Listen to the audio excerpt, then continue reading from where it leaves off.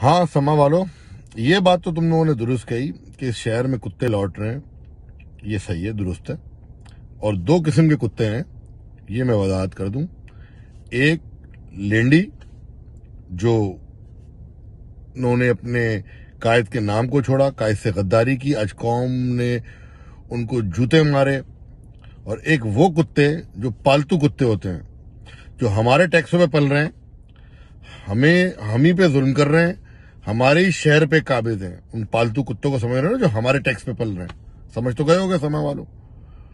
तो अब तुम्हारी और कुत्ते वाली ना हो तो अपने मालिकों को कुत्ता बनने से बेहतर है इंसान के बच्चे बनो और इस शहर के असल मसाइल की तरफ निशानदेही करो, वरना ऐसी कुत्ते वाली होगी।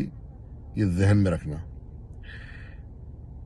दिन सहरा में, रात मज़ाफात में रहना, यही बेहतर है कि गर्दिश हालात में रहना।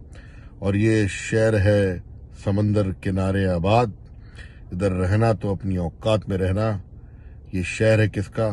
सिर्फ और सिर्फ मेरे कायद का। जी अल्ताफ, जी महाजर।